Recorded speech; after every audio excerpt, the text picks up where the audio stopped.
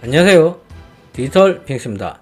현재 러시아와 우크라이나의 전쟁에서 중국이 러시아를 협조하지 않는 이유에 대해서 여러가지 이야기들이 있습니다. 자, 중국과 러시아 이렇게 국경을 맞대고 있죠. 그리고 러시아와 카자흐스탄, 또 그리고 카자흐스탄과 차이나.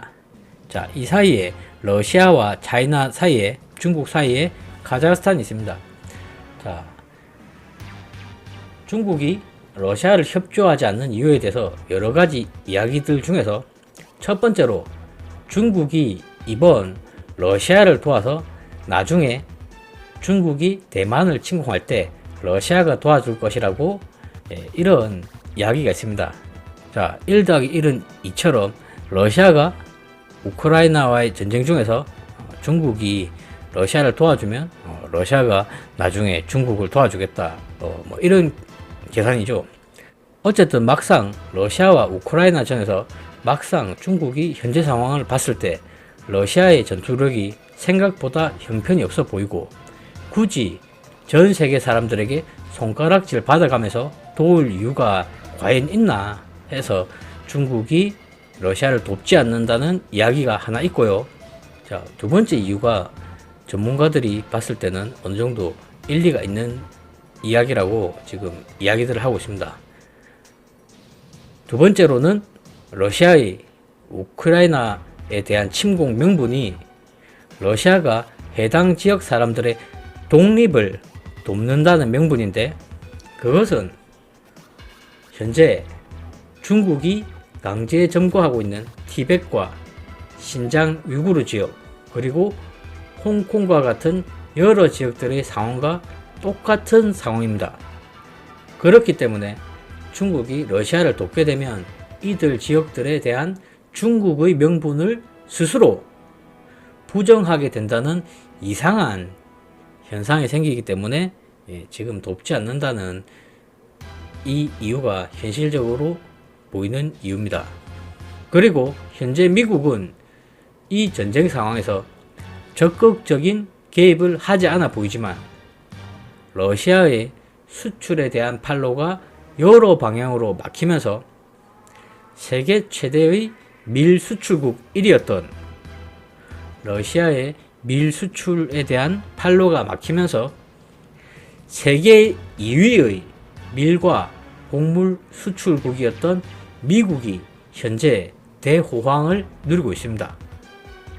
또한 러시아의 가스와 석유의 판로가 막히면서 세계 1위 산유국인 미국의 에너지 수출 또한 커다란 판로와 막대한 경제적 이익을 누리고 있습니다.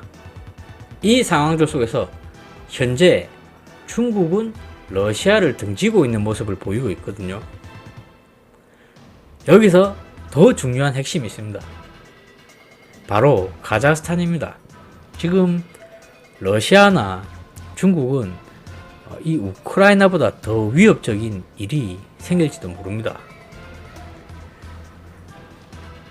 카자흐스탄도 옛날에는 소련의 연방 국가였습니다. 소련 해체 이후 완전한 독재 국가로서 존재해 왔었습니다. 누르술탄 나자르바예프라는 자가 약 30년간 독재를 하다가 얼마 전에 자리에서 내려왔지만 여전히 뒤에서 힘을 행사하고 있었습니다. 그리고 국민들의 반정부 시위가 거세지자 독재자 누르술탄은 러시아에게 도움을 요청해서 국민들의 반발을 겨우 막아내고 있었습니다. 하지만 최근 우크라이나와의 전쟁으로 러시아는 병력이 부족해지자 카자흐스탄에 파견한 병력을 모두 다시 데려가게 됩니다. 이 상황을 틈타서 카자흐스탄의 현직 대통령인 토가예프가 누르술탄을 정면으로 공격하고 그의 친러 측근들까지도 모두 숙청하면서 공식적으로 러시아와 등을 돌렸습니다. 동시에 토카예프는 카자흐스탄의 민주화를 선포하게 됩니다. 여기서부터가 중요합니다. 카자흐스탄의 현직 대통령인 토카예프는 칠러 세력을 모두 숙청한 후 현재 미국 정부에게 도움을 요청합니다.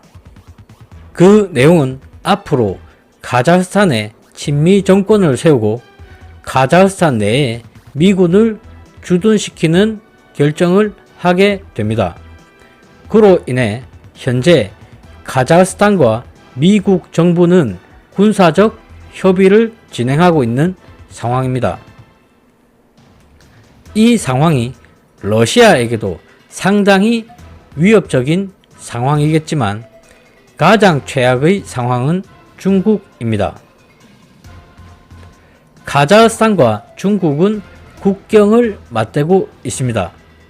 중국은 역사상 최초로 미국과 국경을 맞대는 상황이 오게 되는 것입니다.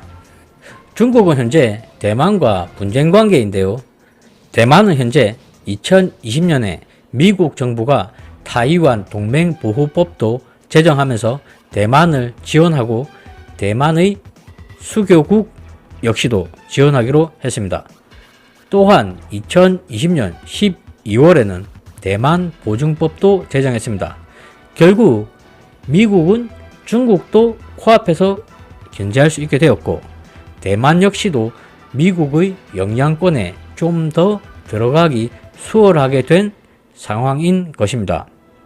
이렇게 되면 중국은 대만은커녕 중국 본토 방어에 더 신경을 써야 하는 상황이 되지 않나 생각을 해봅니다.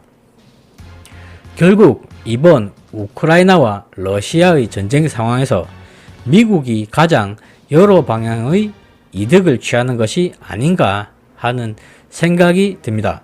이상 방송을 마치겠습니다. 시청해 주셔서 감사합니다.